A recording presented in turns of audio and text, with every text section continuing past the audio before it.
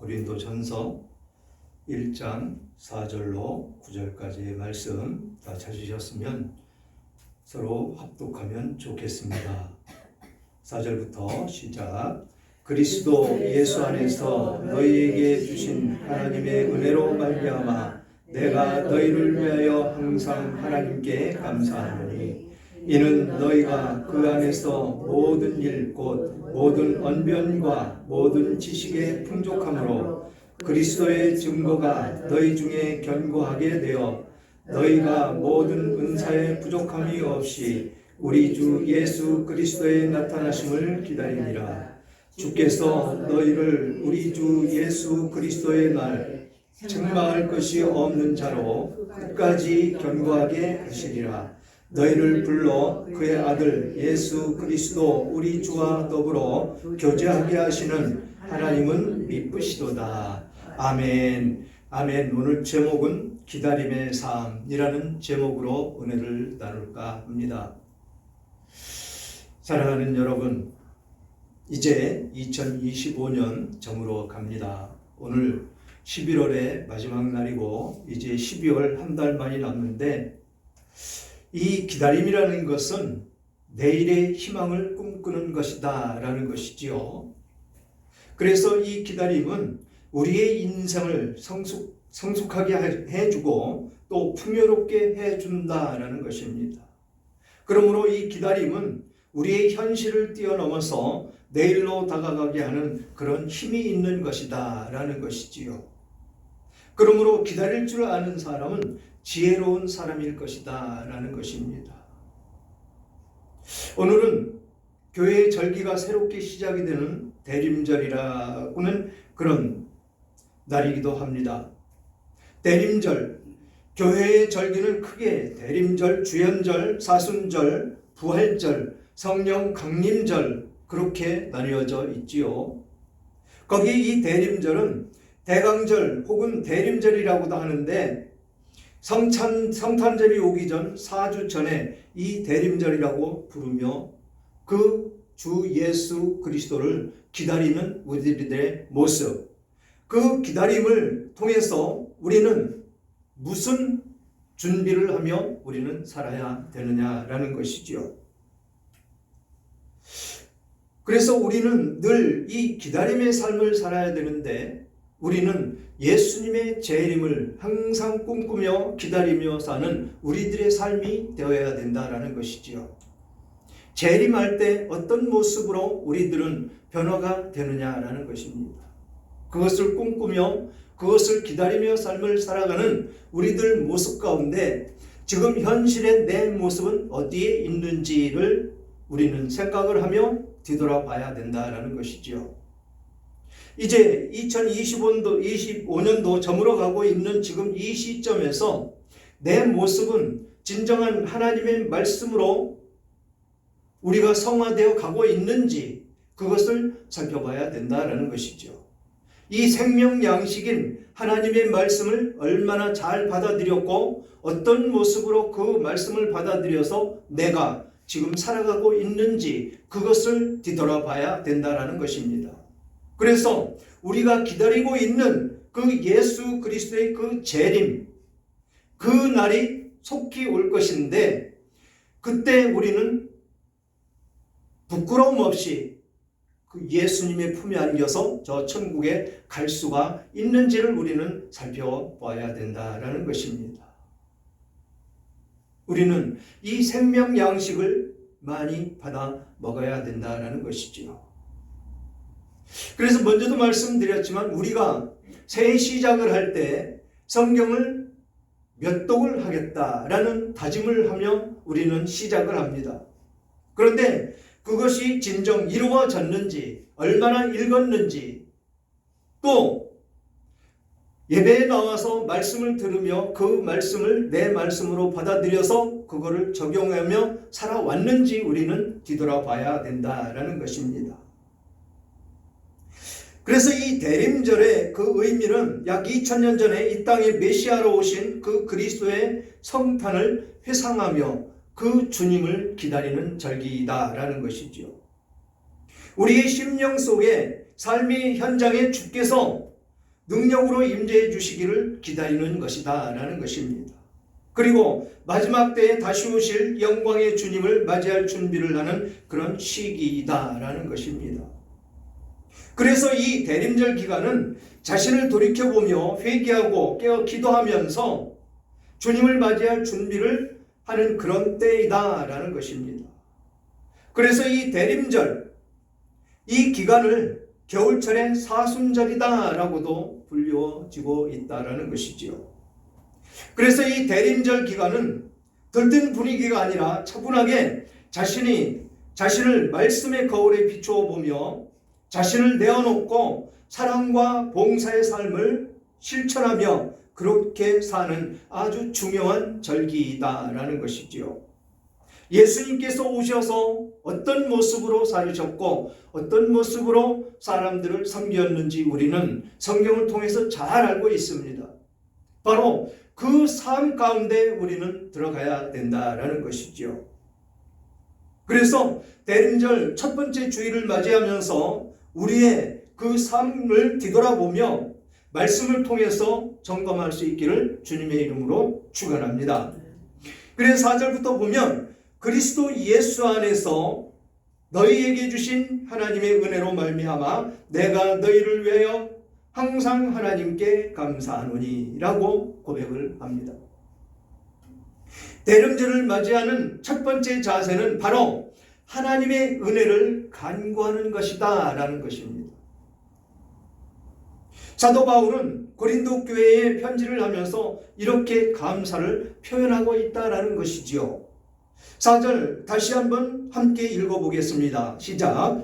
그리스도 예수 안에서 너희에게 주신 하나님의 은혜로 말미암아 내가 너희를 위하여 항상 하나님께 감사하노니. 아멘. 그렇습니다.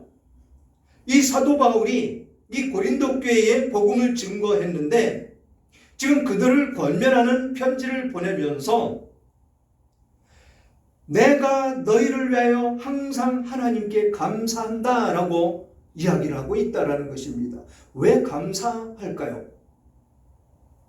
지금 이 고린도 교회는 문제도 많습니다. 그렇지만 이 사도 바울이 잠깐 들려서 복음을 증거한 그 말씀을 받아들이고 하나님께 나와 하나님께 영광 돌리는 하나님의 자녀로 잘 성숙해 가고 있는 그들을 위해서 지금 편지를 하고 있다라는 것입니다. 그들 때문에 하나님께 항상 감사하고 있다라는 것입니다. 복음이 증거가 되고 있는데 말씀이 선포가 되고 있는데 그 말씀으로 말미암아서 내가 진정 지금 우리는 구원을 얻어서 저 천국을 향해서 가고 있는 과정 가운데 있습니다. 그런데 이 과정을 성화의 과정이라고 이야기를 하죠. 신학적인 의미에서. 그래서 우리는 이 죄됨을 하나씩 하나씩 벗어버리며 예수 그리스도의 성품을 닮아가기 위해서 쫓아가고 있는 그 과정 가운데 놓여 있다는 것입니다. 그 과정 가운데 이 고린도 교회 같이 문제가 많이 발생할 수가 있다라는 것이죠. 어떤 문제입니까? 하나님을 떠나서 이단에 빠지는 사람도 있고 미혹의 영을 따라서 우상을 섬기는 사람도 있고 또는 성욕에 눈이 어두워서 그곳에 이끌려가는 사람도 있고 또는 은사를 받았다고 은사주의에 빠져서 하나님의 말씀은 온데간데 없는 그런 삶도 이들은 살았더라라는 것입니다. 그렇다 할지라도 이 과정은 하나님께서 하나님의 백성으로 가는 그 길 가운데 놓여지는 그런 과정밖에 되지 않는다라는 것이지요. 출애굽한 백성들이 하나님의 은혜로 하나님의 귀한 그 뜻을 바라보며 출애굽을 했습니다. 출애굽하기 전에 어땠습니까? 10가지 재앙을 이스라엘 백성들을 놓아주라고 그렇게 권면을 하는데 말을 안 들으니까 10가지 재앙을 내려서 심판하는 그 모습을 이들은 다 보았다라는 것입니다. 하나님께서 행하시는 모든 일들을 다 보았다라는 것입니다. 그러면서 마지막 6월절 그날 어땠습니까?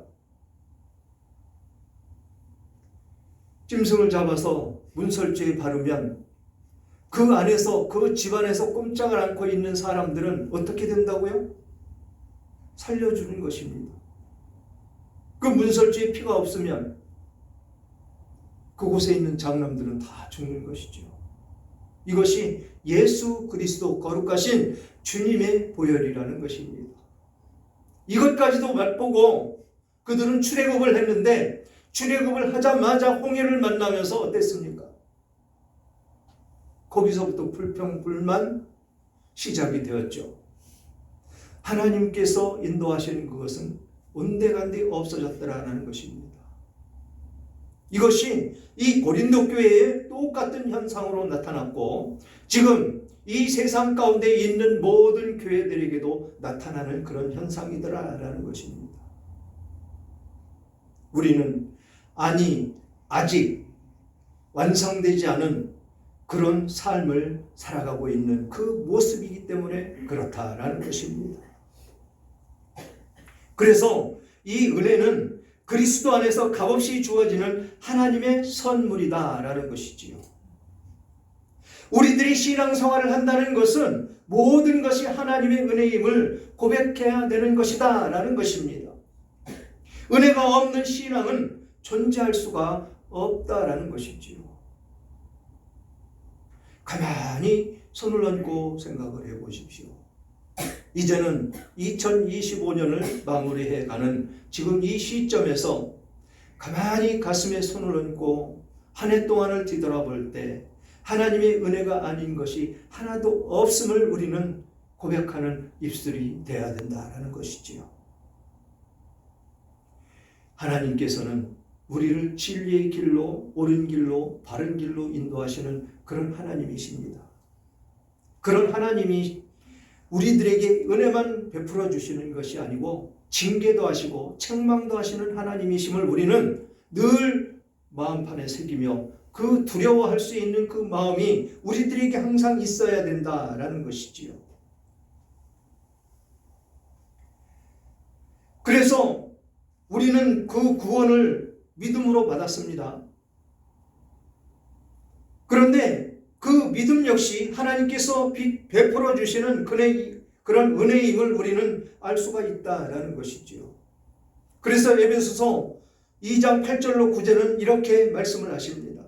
너희가 그 은혜를 인하여 믿음으로 말미암아 구원을 얻었나니 이것이 너희에게서 난 것이 아니요 하나님의 선물이라. 행위에서 난 것이 아니니 이는 누구든지 자랑치 못하게 하려 함이니라.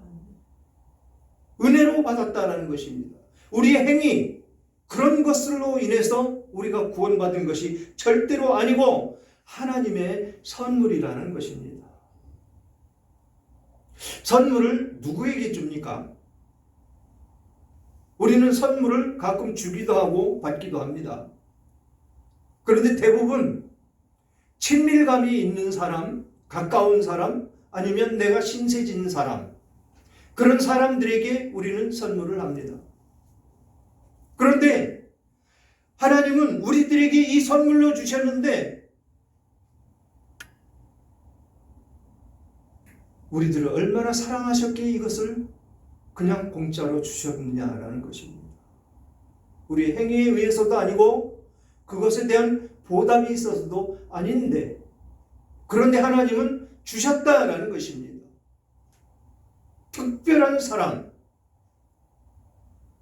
얼마나 사랑하셨기에 예수 그리스도를 아끼지도 않으시고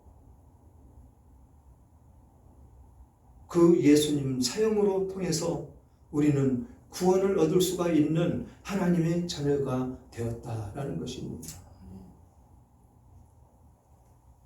그래서 사도 바울은 고린도서 15장 10절에 이렇게 고백하죠.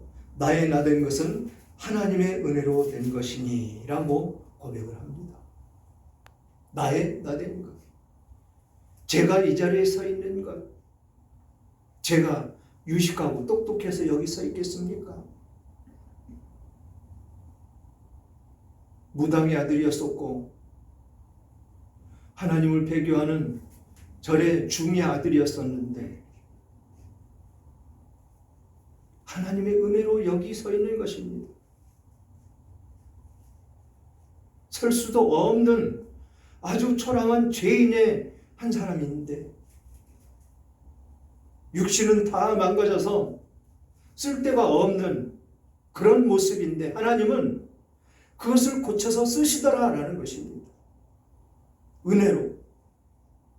제가 하나님께 뭘 드린 게 뭐가 있었겠습니까?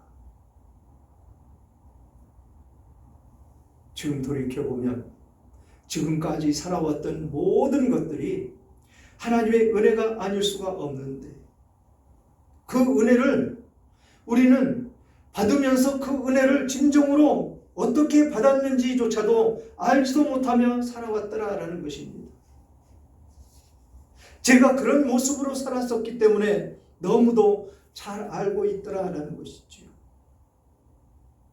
우리는 은혜라는 찬양을 항상 입에서 떠나지 않습니다. 그 가사를 잠깐 읽어드리면 이렇습니다. 내가 누려왔던 모든 것들이, 내가 지나왔던 모든 시간이, 내가 걸어왔던 모든 순간이 당연한 것이 아니라 은혜였다라고 고백을 하는 이 은혜의 찬양, 우리는 수시로 부르고 있습니다. 내가 누려왔던 모든 것, 그것이 내가 잘나서, 내가 유식해서, 내가 똑똑해서, 그래서 모든 것을 누리며 살아왔던 것이 아니었었더라라는 것입니다. 그리고 내가 지나왔던 모든 그 시간들, 모든 순간들, 순간순간 어려움에서 벗어났던 그 시간들, 그것들이 내 능력으로 벗어난 것이 아니었었다라는 것이 느껴지고 실감하는 그런 모습의 소유자로 변모되었다라는 것입니다. 그렇게 걸어왔던 그 모든 순간순간들이 하나님의 은혜 아니었으면 지금까지 올 수 있었을까라는 고백을 하지 않을 수가 없는 것이지요. 아마 저는 지금 이 세상 사람이 아닐 것입니다. 하나님을 믿지 않고 예수 그리스도로 말미암아 구원을 얻지 못했다면 저는 아마 일찍이 그냥 지옥 백성으로 저 지옥에 떨어져서 그 불구덩이에서 지금 아우성 치며 그렇게 지금 부르짖고 있을 것입니다. 그런 이런 무지랭이 같은 죄투성이인 저를 하나님께서는 꼭 집어 불러내시고 구원해 주시고 이 자리에 서서 하나님의 말씀을 태어날 수 있는 자리까지 그렇게 인도해 주신 하나님의 모든 은혜였었다라는 것입니다. 그러니 이 사도 바울이 고백한 나의 나된 것은 하나님의 은혜로 된 것이다 라고 고백하지 않을 수가 없는 것이지요. 이제 여러분들도 올 한 해를 마무리하면서 이런 고백이 여러분들께 있기를 주님의 이름으로 축원합니다. 5절부터 보니까 이는 너희가 그 안에서 모든 일 곧 모든 언변과 모든 지식의 풍족함으로 그리스도의 증거가 너희 중에 견고하게 되어 너희가 모든 은사의 부족함이 없이 우리 주 예수 그리스도의 나타나심을 기다림이라. 기다려야 된다라는 것입니다. 그 기다림의 삶을 우리는 살아야 된다라는 것입니다. 무엇을? 예수 그리스도의 재림하시는 그날을. 이 대림절을 맞아서 두 번째 우리들이 소망하는 것은 이 재림의 소망을 준비하며 기다리는 것이다 라는 것입니다. 이 대림절을 예수 그리스도인 모두는 이미 하나님의 자녀가 됐지만 아직 구원의 완성을 기다리는 우리들의 모습이다 라는 것입니다. 성화가 아직 완성되지 않은 미완성의 성도들이 모이는 곳이 곧 교회이다라는 것이지요. 지구상에 있는 이 보편적 교회 가운데에 완성된 교회는 하나도 없습니다. 하나님이 기뻐하시는 바로 그 교회를 만들기 위해서 부단히 노력하는 것이다 라는 것입니다. 따라서 우리는 현실에 안주하지 말고 부단히 노력하며 하나님께 더욱더 가까이 가는 우리들의 삶을 살아드리는 것이다 라는 것입니다. 참된 신앙은 어제의 은혜를 기억하고 내일의 소망을 가지고 오늘을 준비하는 것이다 라는 것입니다. 오늘 내가 누리고 있는 이 현재의 삶에 빠져서 우리의 모든 삶이 결산되는 그날을 준비하지 못한다면 그것은 참으로 불행한 일이다 라는 것입니다. 그래서 우리는 찬양을 불러도 그냥 곡조에 따라서 목소리로만 내는 것이 아니고 그 곡조, 그 가사의 뜻이 무엇인지 우리는 되새김질하면서 하나님께 고백을 해야 된다는 것이지요. 진정한 의미가 무엇인지, 내가 지금 드리는 찬양을 통해서 하나님은 나의 고백을, 나의 마음 깊은 곳에서 우러나와서 드리는 이 고백을 하나님께서는 들으시는지, 들으심으로 어떤 모습으로 나에게 다가오실지 우리는 그 은혜를 간구하며 그렇게 찬양도 불러야 된다라는 것입니다. 그래서 우리가 가장 중요히 여겨야 될 것이 무엇인가라는 것입니다. 그리스도인은 기다림의 그 궁극적인 하나님의 나라, 그 나라를 기다리고 있는 것이다 라는 것입니다. 여기에 이 그리스도인들은 참 뜻을 가지고 있어야 된다라는 것이지요. 그런데 이 세상은 악해서 악한 무리들, 사탄 원수 마귀들이 쥐고 흔드는 이 과정 가운데 세상은 자꾸 어두워져 가고 있다라는 것입니다. 그래서 안타깝게도 빛과 소금의 역할을 감당해야 되는 이 예수 그리스도의 그 일꾼들, 예수 그리스도로 말미암아 은혜 받은 그 사람들의 역할이 중요한 시기가 되었다라는 것입니다. 우리는 그 상황 가운데 어떤 모습으로 재림하시는 그 예수님을 기다려야 되느냐라는 것입니다. 그리고 그 예수님이 오면 어떤 모습으로 변해져야 되는 것이냐라고 말씀을 하신다면 그곳은 이사야서 25장 8절을 보면 사망을 영원히 멸하실 것이라 주 예수께서 모든 얼굴에서 눈물을 씻기시며 라고 말씀을 하고 있다는 것입니다. 그리고 이 기다림으로 맞이하는 하나님의 나라는 평화의 나라인 것입니다. 모든 전쟁이 끝나고 진정한 평화가 있는 나라다라는 것이지요.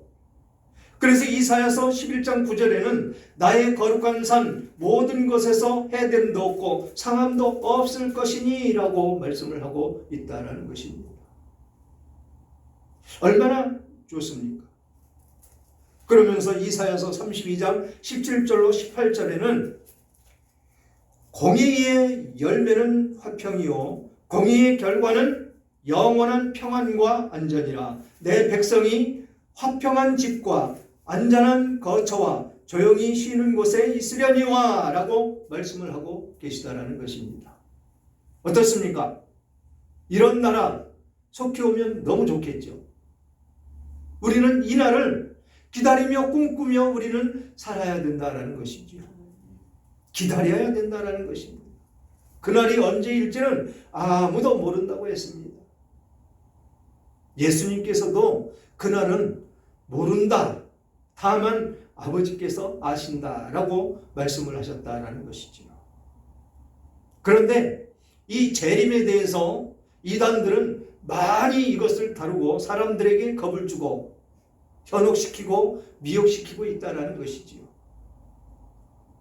감히 자신들이 보혜사, 성령, 하나님 자리에 앉아 있다는 것이죠.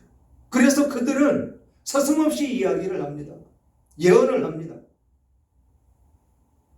자신이 예수 그리스도라고, 자신이 하나님이라고. 그래서 많은 사람들이 그곳에 끌려가서 지옥 백성이 되는 것입니다. 진정한 하나님의 백성이면, 진정한 하나님의 영이 그 안에 있으면, 정확한 성경 내용이 몰라서 끌려갔다 할지라도 그 성령의 역사하심으로 그것에 뿌리치고 나오는 그런 일이 발생한다는 것이죠. 그런데 그들은 그곳에서 영원토록 그 미혹에 빠져서 지옥 백성이 되고 만다라는 것이지요. 지금 이 순간에도 대형교회에서 많은 영혼들 미혹하기 위해서 침투해 있는 이단들이 많습니다. 그 자리에서 이 개신교회, 이 교회들 목사들이 설교를 하는데 그 설교를 듣습니다. 그러면 그 설교를 들음으로 올바른 가치를 깨닫고 돌이켜야 되는데 오히려 돌이키는 것이 아니고 그곳에서 말씀을 잘 듣고 있는, 신앙생활을 잘 하고 있는 사람들을 미혹해서 끄집어 내가서 지옥 백성을 만들더라라는 것입니다.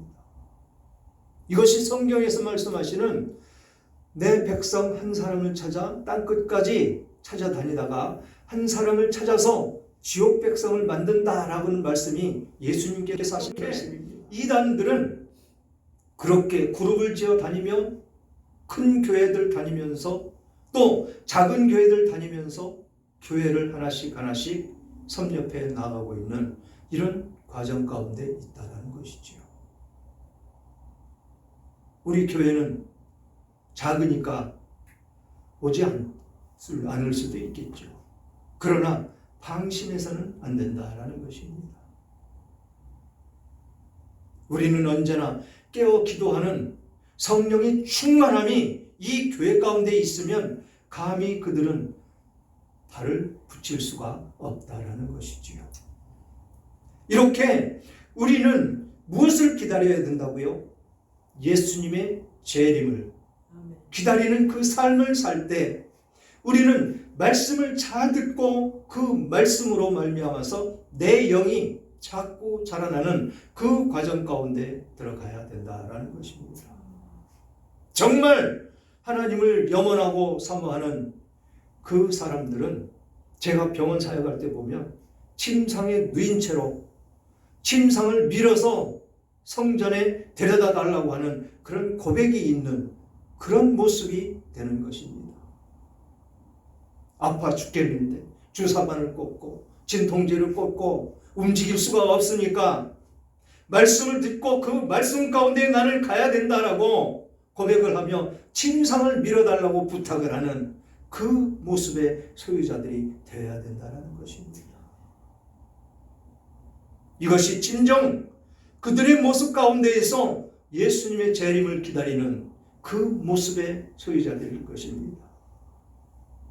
8절을 보면 주께서 너희를 우리 주 예수 그리스도의 날에 책망할 것이 없는 자로 끝까지 견고하게 하시리라. 너희를 불러 그의 아들 예수 그리스도 우리 주와 더불어 교제하게 하시는 하나님은 미쁘시도다. 아멘. 그렇습니다. 세 번째는 하나님의 신실하심을 믿는 것이다 라는 것이지요. 이 고린도 교인들은 많은 은혜를 받았습니다. 그런데도 불구하고 그들은 어디로 갔습니까? 곁길로 많이 빠졌더라는 것이지요. 아주 짧은 교회의 역사를 가지고 있었지만 그들에게는 영적인 방언과 영적인 지식을 가지고 있었음에도 불구하고 그렇게 빠질 수밖에 없었더라는 것이죠.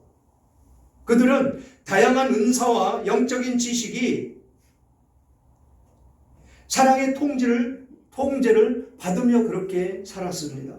그 결과 고린도 교회 안에는 분열과 갈등이 있었고 성적인 문란함과 무질서함이 문제를 많이 일으켰었던 그런 교회였었다라는 것이지요. 그럼에도 불구하고 하나님께서는 고린도 교회를 향한 기대를 저버리지 않으셨다라는 것입니다. 주님이 다시 오실 때까지 책망할 것이 없는 자로 견고하게 세우실 것을 기대하시며 그들에게 한없는 은혜를 허락하셨더라라는 것입니다. 그리고 예수 그리스도와 교제케 하시는 그런 하나님을 우리는 볼 수가 있다는 것이죠. 그분은 바로 신실하신 우리 주 예수 그리스도, 거룩하신 하나님이시다라는 것입니다. 사랑하는 여러분, 우리는 영원한 하나님 나라를 바라보며 한 걸음 한 걸음씩 주님 앞에 나아가는 순례의 여정 속에 있다라는 것입니다. 우리는 관광객이 아닌 순례자다라는 것입니다. 때로는 어려운 가시밭길을 걸어갈 때도 있고 감당하기 힘든 아픔과 고통의 시간들도 우리들에게 있었습니다. 그러나 희망을 품고 기다리시는 여러분들이 되셨으면 좋겠습니다. 우리의 작은 신음에도 신실하게 응답해 주시는 주님을 기대하시며 기다리시는 여러분들이 되셨으면 좋겠습니다. 주님이 바로 우리 곁에서 연약한 손을 붙잡아 주시고 위로해 주시고 일으켜 주십니다. 우리는 주님의 재림을 대망하는 대림절을 맞이해서 우리 모두 절망을 자리에서 일어나 희망의 노래를 부르시기를 주님의 이름으로 축원합니다.